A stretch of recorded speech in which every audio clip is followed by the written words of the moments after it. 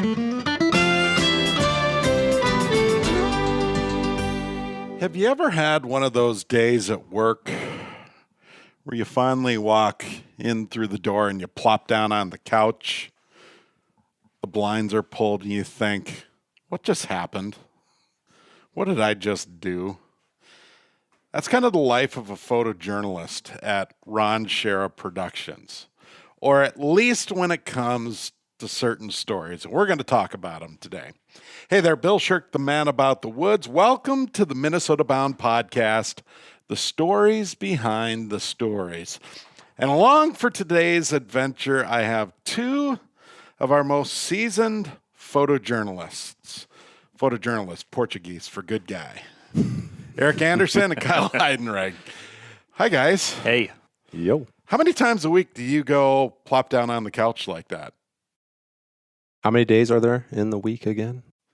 At least 8 or 9. Yeah. No, the reason I wanted to talk to you guys, right, we just wrapped up the Minnesota State Fair, which was epic to be back, and we did a little Q&A with viewers, and they're always asking about the television show. How do you produce television shows? How many hours? How much tape? All that jazz. And one of the questions was the guys who take the pictures, to which I respond, well, it's video. Right? And I said, video is just a series of pictures anyways, right? What's their job like? And I got to thinking about a couple of the stories you guys have worked on. I've got an easy job, right? When we go out into the field to gather stories, I've got my little writer's pencil that I carry along. But you guys have tripods, drones, extra lenses, cameras, heavy batteries, survival kits, Leatherman tools, all this stuff. Like, how do you cope? Well, there's a lot that goes into it, and it's a funny topic because my friends and family, they'll see pictures you might post online of, some beautiful locations that you're at. But the day leading up to that, or as you lived it to get that photo, can be a lot. It could be like a 14-hour day of getting up early, having to gather all the batteries, all the equipment, keeping track of all that, hiking up a mountain. The equipment is the biggest stressor. Yeah, it always that's is. true. Like you may know you're going to be up and down a mountainside or underwater or wherever, but it's the equipment, it's the like that's what I'm always sweating before a shoot, is making sure we got everything that we're going to need, because sometimes it can be down to one bolt or one plate that connects the camera to the tripod that will.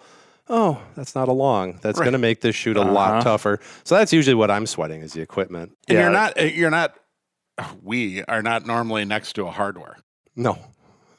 No, you got to make sure you have it leaving the door. So like you said, like that first night of sleep going into the shoot, it's probably not much sleep happening. Yeah. Because you're just thinking about trying to anticipate everything that you're about to do, and then you triple check things anyway, but then you'll think about it for the fourth time at night. I agree. Sometimes sleepless the night before until we start rolling, and there's at least a few shots in the can. That's when I'm most stressed out, for sure. Which is weird, because the night before shoots, I always see you guys out with a 6-pack of IPA. That is how we deal with the anxiety. Well, I thought you were tired from the IPAs. Yeah. So it's equipment. There's a couple things we hear a lot as photographers talk about gear and who's taking what gear and this kind of stuff. Pack your own parachute is one phrase that we say a lot, and 2 is 1, 1 is none. So if you've got 2 of something and one of them breaks, you still have it. So 2 of 1, 2. I like that. Yeah. Another one I always think about, like if you have a ton of stuff, like, do I have my batteries? I have the camera, I have the media. Well, like at least I'll be able to make something. Yeah, like at the very least. But it's good to have all the extras. One of my mentors in the business way back in the day was Jim Wilson. And he was shooting over in Milwaukee, and there was a little ski resort hill. And they would stack up all the snow at the end of the season in the shadowed parts, whatever, the northerly hill. And they had the old tarp, the ski place from Brewers Stadium, the infield tarp. So all summer long, people would look at this, 200-foot logo of the breweries. And in July, they'd pull that tarp back and they'd do this summer skiing, and snowboarding was kind of new at that point, event. But he shows up to the shoot and his camera breaks down. He's got no viewfinder, and it is still one of the most award-winning stories ever shot because he knew how to use the camera, and his deal was, well, you can't make excuses. You need to get this stuff done. Like, how do you do that? You don't have a choice. If you're out of state, you flew in somewhere, and you better find a way to make it happen. There's a lot of resources that went into getting you there. Yeah. Otherwise, you get back to the office, and it's like going to the principal's office, right? And Scott calls you in. Well, there's a lot more cameras around these days. That's Everyone's true. got them in their pocket, and we have absolutely made use of iPhone video when in a pinch. So that makes it easier. I would say before, having done this for a while, before you had less gear, but it was much bigger, much heavier, and much more precious because it was more expensive. Yes. It was just much rarer. So if you had your one big beta cam and your 3 batteries, you never lost track of those batteries. No, because you had $50,000 into that set of gear. Right. And that was it. So it was one camera guy, one camera. Now we still go on most of our shoots as solo camera guys. One of our shows, we will usually have 2 camera guys, but irregardless, you're bringing everything you need. And now it's one camera guy, maybe 6 cameras. Mm-hmm. You got your main camera, and then you've got a DSLR for the slider, and you've got the GoPro and the drone and the handheld gimbal. And a lot. It's cheaper. There's more of it. It's more versatile, it's smaller, lightweight, but there's so much more of it. It all breaks down into 5 pieces, and then when you get to your hotel room, it just explodes everywhere into every charging port. Yeah. Try to figure out where it goes. Yeah, you're 10 minutes into your hotel room, and it looks like you've lived there a month. Mm-hmm. I know, stuff scattered around. And that is kind of the point of why we're talking today, because you both have sort of been to the end of the world with television gear and have documented and gathered these unbelievable stories. Kyle, the whitewater trip you took. Talk about that shoot. Well, what was the story? Well, the story was just basically explaining that there's whitewater rafting in Minnesota, and you can go down the Kettle River, you can go down, I believe it was the St. Louis River, and when it's flowing a lot, you can get some class 2 and 3 rapids and, have a great time. But I think the logistical part of that was, more to sweat than anything. It wasn't like physically or mentally challenging. But how are you going to keep all this gear dry? How are you going to secure it to the rafts? How are you going to shoot it? How many times are you going to get out along the river? And just, make it happen. Because when we got out, we only did 2 or 3 passes, kind of leapfrogging the tubers, and getting me and my coworker Josh at the time in the boat and going over the rapids ourselves and not making the Pelican case flop out of the into the drink. That was the stressful factor of that. But then just maximizing your time, because like when you get out on shore for a little bit, if you found a spot to pull over, throw the drone up in the air quick, get one angle. You hopefully have a GoPro or 2 locked down in a couple other places, and then 2 FS7 cameras on the sticks pointing at 2 different areas. So that's close to 6 shots at once. And then doing that, I think we only pulled over 3 times.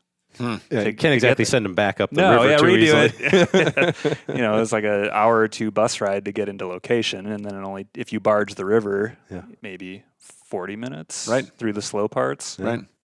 You have shoots like that where you only get one or 2 cracks at something. Sometimes you get to try over and over to get the shots you need, and then there's some where you better be ready. Maybe have multiple cameras going.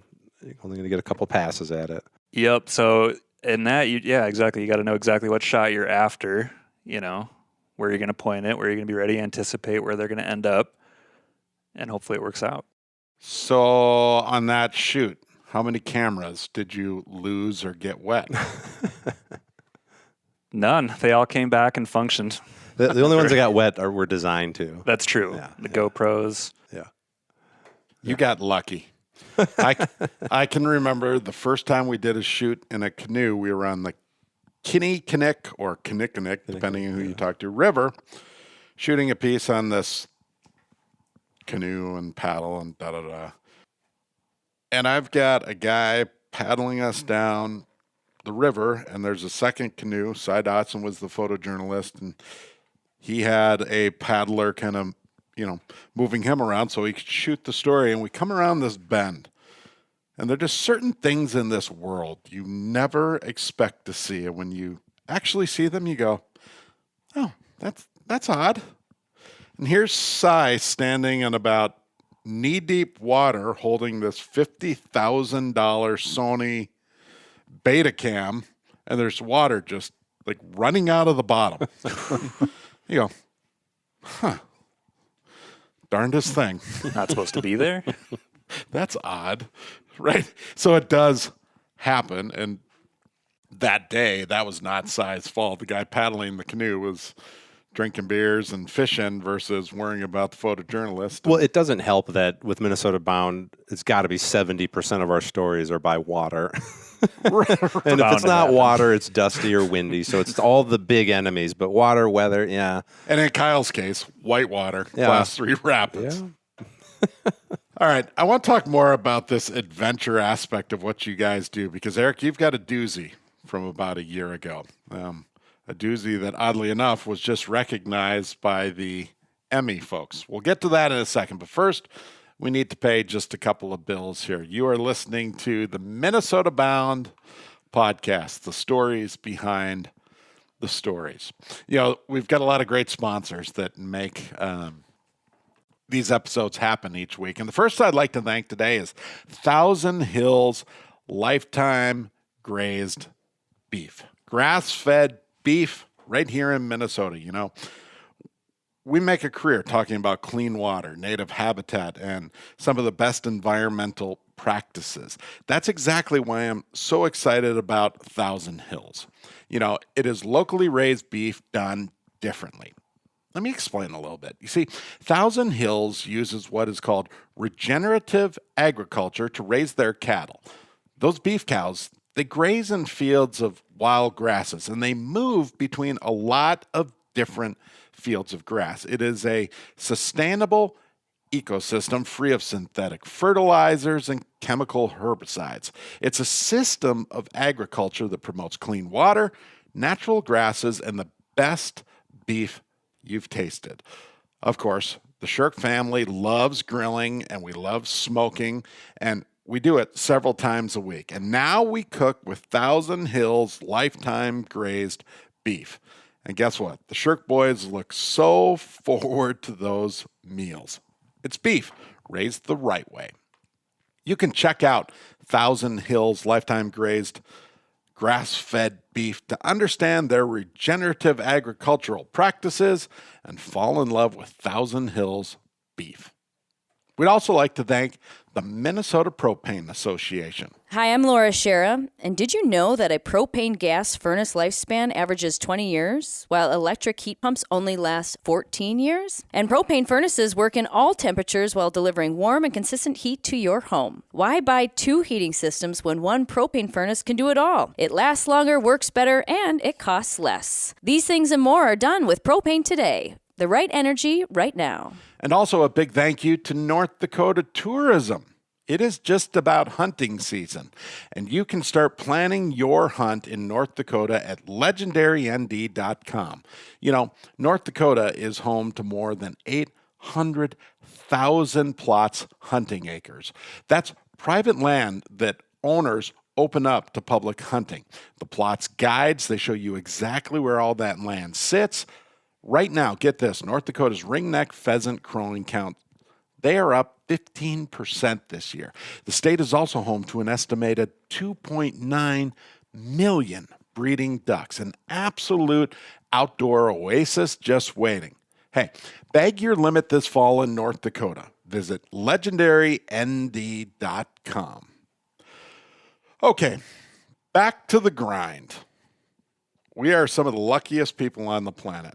Our jobs, we go out the door to the prettiest and most scenic and wildest places to document these stories. Kyle, in your case, you love water. You've done these stories on Lake Superior surfers, who are out in this 30-degree water in the middle of winter. Their beards are all iced up. You shoot beautiful video. You shoot whitewater rafting, people watch it and go, "Oh, that must be a fun job." Eric, you had a doozy from a year or so ago. You added water and then a little bit of air to your shoot. Talk about it. Yeah, we went hang gliding, and not just what you imagine, but this was how to describe it? Tow behind a boat in order to launch the hang glider. So pretty unique. I'm not sure. The guy who was doing it thinks there might be one other fella in the world that launches hang gliders that way. So that was unique. So yeah, we were at Lake Pepin, and we would take off on the boat, and it would tow the hang glider up into the sky, cut loose, and then float down. So that our story was to try and cover that. So yeah, it was a doozy.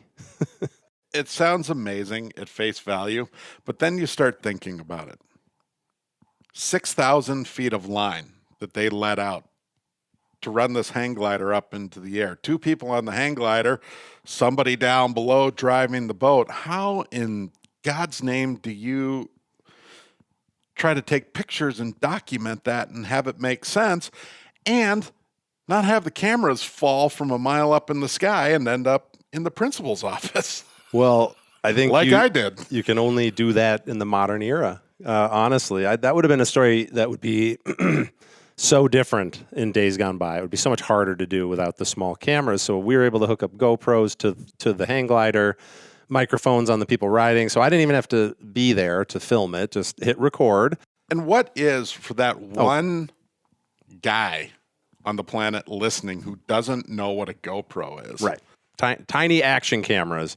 So a little itty bitty camera that is waterproof and impact proof and has a nice wide field of view so you can tuck it into places. I feel like most people not only know what a GoPro is, but have one in a drawer at their house. I feel like the flight attendant on the Frontier flight. Yeah. Doing the little pre-flight thing for that person who doesn't know how to do a seatbelt. Here's how you do it. But GoPros, everyone knows what they are. They're just everywhere, and they go everywhere. Yeah, little action cameras that definitely revolutionized what we do for a time. And now that impact has been absorbed, and people are used to seeing that angle, so you're looking for something new. Now drones are very popular. So all those tools we employed to film this story about hang gliding, as well as the traditional camera on the ground with a really long lens, in which case we were filming from a boat trying to get shots of a hang glider in the sky. So a lot of challenges to it. But again, technology really made it possible to film that story in a way that would have been really tough even 10 years ago, 5 years ago. It's amazing the way things are changing. So was there a moment on that shoot, and Kyle, same with your whitewater, were there any moments where you thought it's about to hit the fan? This is not good. Oh, no. No, it always goes well. On every shoot, there's always something. I mean, usually when you look back on the shoot, you go, oh, here's what I could have done or should have done.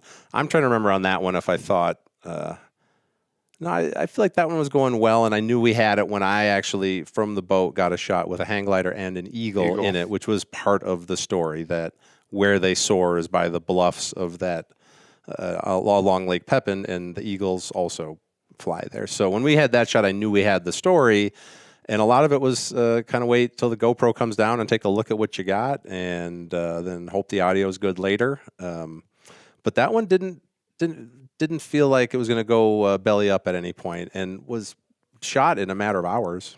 So it was a lot of setup, and then 2 hours later, we're kind of done. Yeah, I think both of these stories, although involve water and maybe a little bit of risk of dropping the camera in the water, they were both pretty good days shooting at the office. But as far as like a bad day of shooting goes, there's like anything physically demanding. You know, like if you're on like a long hunt, like we did an elk hunt in Dunton, Colorado at like elevation, and both Pete and I getting up at like 3 a.m, get our gear and do a couple mile hike up the mountain, out of breath, carrying the big tripods, the production V-mounted tripod, plus the big FS7s. Pete rolled his ankle one day, but he kept going, and he did it we had to get the story. And then you get to your spot still in the dark in the elk blind, praying that an elk comes soon because you're already dead tired. It's cold, it's wintertime there. You're sitting in snow, watching the woods kind of wake up. and just hoping you can will it to happen. Otherwise, you're going to be sitting there all morning, freezing. And we didn't see anything. That day sucked. That's when you need to be a really good photographer. I got to will it harder, I guess. but that's part of the reason we stay in business, right? It's not about that elk. It's about the story. And you guys just have this uncanny knack for getting stories. Well, you'd be observational. And even if you saw the elk on that story as an example, that's still only going to be a couple shots out of your story. So you're taking so much other footage to tell the story. So you're going to be close-ups on the eyes of the hunters, you're going to the breath in the air, all the little details and observational stuff that helps set the scene. And then if the elk doesn't show up, if you've done your job with all the other stuff, you can still tell a good story with a good writer behind it. Yeah. Maybe someday. Little inside television humor there.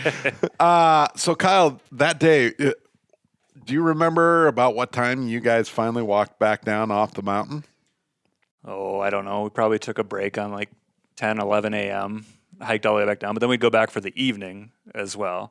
So, I mean, it's just a physical toll to like put yourself in those situations where you might witness something.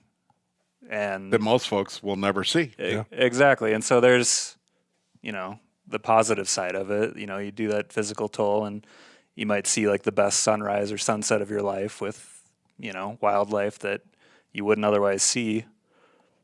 You'd see a lot of things you wouldn't otherwise see on a lot of these shoots. Yeah, it's often worth it to get up that early and hike up or whatever.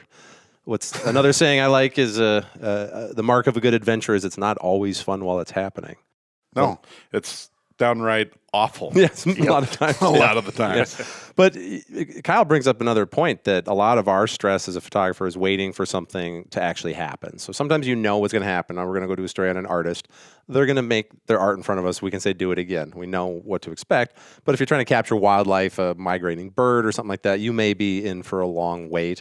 And just that tension of being ready to hit record and wanting so bad to hit record, hours go by before you actually have a reason to, is that can bring stress and amazing relief when you finally get a shot and you're like, I got it. Yes. Yeah, that definitely is a mental game, especially like on our bird hunting show, The Flush. If you do a wintertime shoot, I've been out there negative 20 degrees and I brought the wrong boots, so my feet are already wet. And, my fingers are frozen because you want a pair of gloves that'll keep you warm, but also enough to operate the camera. I haven't found those gloves. Well, they don't exist. You need hobo gloves. No one wants to get them, but you need those ones where it's just your fingertips exposed. But even that, and that show, bird hunting, like you mentioned, the artist, you can do it over and over again. But with like these wild birds, there's nothing convenient. They're not gonna sit still. And so when you're suffering, freezing, and all these other things, you got to be ready for that bird to jump up and get it in focus, get a good shot. Yeah. So. This is the essence of who we are. And this is why I have a little bit of a chip on my shoulder when somebody is critical of our work. Oh, you didn't really do that, or those birds aren't wild, or whatever the argument. I tend to snap back in fairly short temper because I work hard, but you guys work even harder, and that is part of the amazement of this job, right? Yeah. We're not making it up. Yeah. We're out in it, and it's wonderful because we're trying to share those moments with as many people as possible.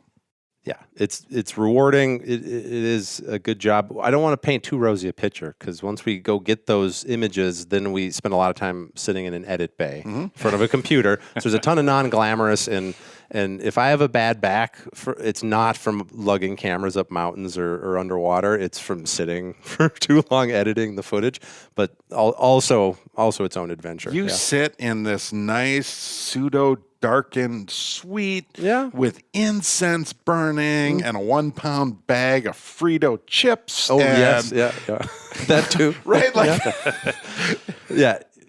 I'm not complaining. It's a good gig. And I look forward to that. I mean, I really love being out filming, but when you are putting it all together, that's really the exciting part. It's the incense and the Fritos. That's probably it. All right. I'm going to get a little thick on you guys in a second because you are both now growing families. And there is a lot of travel and at times a small amount of risk to your jobs. I want to ask you about that. But first, we need to pay some bills. By the way, I'm Bill Shirk, and you are listening to the Minnesota Bound podcast, the stories behind the stories, along with Eric Anderson and photojournalist Kyle Heidenreich, and our red-faced, extremely chuckly engineer, Brandon Martin. You didn't like that transition? That's brilliant. It was money, Bill. Speaking of money, let's pay some bills. This podcast in the world, no doubt, they have been crazy lately, right? We all have the busy work schedules. We've got the kids, coaching, work travel, you know the routine. At times, it all feels like it's a little too much. But you know what? I think I am finding a way to take some time and truly get away. And I do it with what they call, Kyle, a Voyager sauna. Kyle and I just shot with them. That's why I asked. Voyager, they build custom saunas for your home, backyard, and business, and they are the only company around building these premier mobile units. Units on wheels. They go anywhere you go. Believe me, it's the pick of the Shirk family. Workers, they use clear-grade cedar benches, spray foam insulation, Kuma wood-fired stoves, or Hilo electric heaters. These are Finnish-influenced, hand-built saunas that will last a lifetime. And the best part, they're constructed with care by the hometown Voyagers team. We love our new mobile sauna. Voyager, a Minnesota movement influenced by Finnish culture. Visit voyagerssaunas.com and get ready to de-stress. Hey, we would also like to thank the Minnesota Department of Natural Resources. Minnesota's wildlife management areas are a vast array of lands all across Minnesota. These 1,440 wildlife management areas are valued not only for wildlife, but also for Minnesota's outdoor recreation opportunities. They maintain hunter walking trails, plant food plots for wildlife, and develop acres and acres of prairie and grasslands. To find out more, go to mndnr.gov/WMAS. And also, we cannot forget about Connecticut. Oh, so good. You know, the Shirks love our Connecticut water. It's no secret. We live out in the country and we have that ironclad well water. It's good news and bad, right? Well, we treat all of our water with the Connecticut Whole Home Water Treatment System. We also use Connecticut's K5 drinking water system. You know that white buildup you get around your faucets? Yeah, we've got none of that. Our dishes are clean. My wife Katie loves what Connecticut water does for her hair and skin, and the Shirk boys both drink water out of the K5 tap all day long.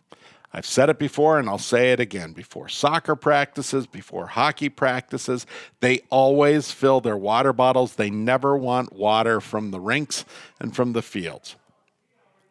The best part, you know that well water taste and that foul smell? It's gone. Call Connecticut like we did and look forward to clean, safe water. All right, guys. Kyle Heidenreich, Eric Anderson, two photojournalist extraordinaires. We're talking about the difficulties of your jobs. And one of them, Kyle, for you is coming soon. Eric, you've been in this world for a couple of years now. It's having a family. It is being a photojournalist. You guys are dedicated to your jobs. You're traveling literally all over the globe to gather stories for our television shows. Is our job safe? Yes, but we are adventure, kind of free-spirited people. So we're on top of mountains. We're in crazy whitewater. We're up a mile high in the sky on hang gliders. Like, there is some risk.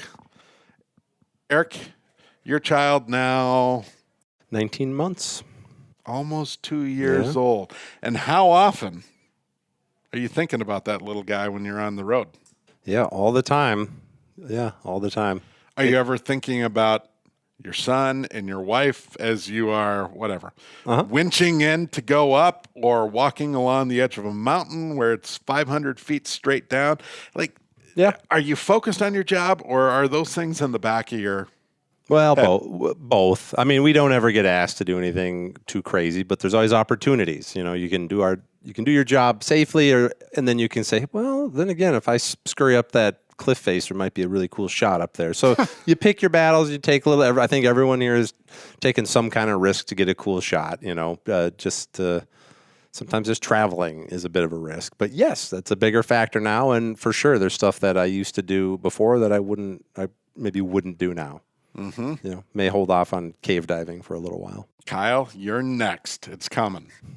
Yeah, it's coming up soon. And honest, until you asked me that, I haven't thought about that question at all. But it is coming. But I imagine it's got to suck, kind of being away from your family. You have 2 kids, and so you've been through that a whole bunch. The only thing I can relate to, I don't know what it's like to miss my child, like when I'm on the road. But I know when you're, you know, across the country or something, and you go back to your hotel room at the end of the day, you're uprooted from your life for a week at a time. It's like, man, I just kind of want to be home right now. Yep. So that's got to be intensified when your kid's at home. So how far away are you from being a daddy-o? 2 months or less. Oh, it's coming. He's going to weep. Yeah. He's going to be sitting in the budget 4 motel just weeping. Yeah. I got to get home. It's awesome. But as I say, absence makes the heart grow fonder. And probably me leaving the house for a week at a time occasionally is the reason my wife is still with me. So I think Run, Forrest, right, run. right.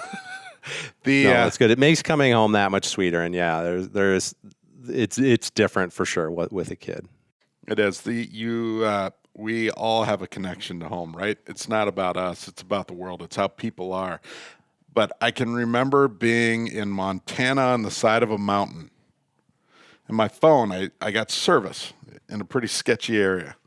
And I picked it up, and it was Katie. She said, the house is flooding. We had just moved into a new house we had built. I thought, Brady Shirk spilled, gallon of milk in the whatever. Well, she quickly hung up, not because I said that, but because she was rushed and all that. The house had truly flooded. Give you something to think about while you're up there and can't do anything about it. And that is the worst feeling on the planet, to be away from your family in such a faraway place where you physically I can't just walk and go jump on a Greyhound bus or grab a flight home, right? So there's that separation, and it tugs at you at times. That's why I like to just send you guys out alone. Yeah, I know, right? Sorry, I'm busy that weekend, but Yeah. Can you go to Alaska? We don't do that. Well, hats off to both of you. As strange as this sounds, one of our pats on the back comes from the folks at the National Academy of Television Arts and Sciences, the that. Emmy folks, and they just announced their nominations for the year, and I think you both have your names up in the bright neon lights. I think all 3 of us did all right. Yeah, the company netted some 14 nominations, and we'll see. We'll see how it shakes out. For you, Eric, hang gliding, Eagle hang gliding. It was a great story, which you wrote, and it was well produced and put together. So it's a good tale. So we'll see what happens there. It's always nice to be recognized by your peers. Kyle, Travis produced a story. Travis Frank produced a story, kind of like a heartbreaking tale of celebration of life in the uplands. A diehard bird hunter out there randomly had a brain tumor and had cancer, and he was kind of living out his last life doing what he loved in North Dakota bird fields. Mm-hmm. So it was a heavy story, so we're honored that one got selected. It's wonderful. Again, Ron Shera, who founded this company way back in the day, used to say, storytelling has been around since those hairy guys sat around campfires cooking dinosaur meat, right? The power of the story. And that's all we do. Mm-hmm. It's not rocket science. We're not saving lives, but we are trying to make people feel a little something when they watch our work, and that's a big deal. When you go out and film with Ron Chera, you have hung out with a hairy guy eating dinosaur meat. Yes. That's what I got out of that. He's not wrong. Yeah, we didn't talk about that part of it. The toughest part of our job is the talent. I put that in quotes. The Talent, yeah, small the T. on-screen talent that we go out with. So, catching Ron's slings and arrows is definitely the hardest part of my job. So, Well, he used the word retired. He's not retired. yeah. But there's a lot less. Yeah. Do you like traveling alone, or do you guys like going in duos or as a team? I'd say I don't know. Both? Yeah, both. Am I opening a can of worms here by asking that? I don't think so. Am I going to feel bad? Am I going to go weep after this deal? That's an itemized list. Nobody Bill. likes No. me. if you're local, it can be easier to go focus and get the job done quick without too many cooks in the kitchen. Yep. Sometimes, Yeah. If you're on the road, it's definitely nice to have company for That's multiple it. Yeah, days. that's the best thing. You get to know your coworkers by Kyle, doing I a giant road prefer trip. to be referred to as a chef. The chef. Excuse me. Right. Well, hats off to both of you. You guys are part of the reason this job is amazing. This would be an awful, awful existence if we didn't like the people we work alongside. Because we're traveling together. Oftentimes we're huddling up like those on Naked Afraid, trying to survive the storm and get up so we can document, right? We spend a lot of time wasn't together. on that shoot. I don't know. that's for our next podcast after dark. Right, but we find ourselves in all kind.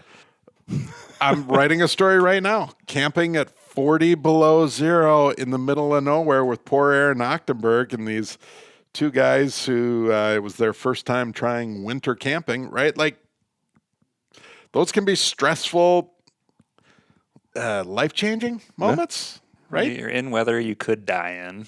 Yes. That sounds like a bad day at work to me. Where's Aaron?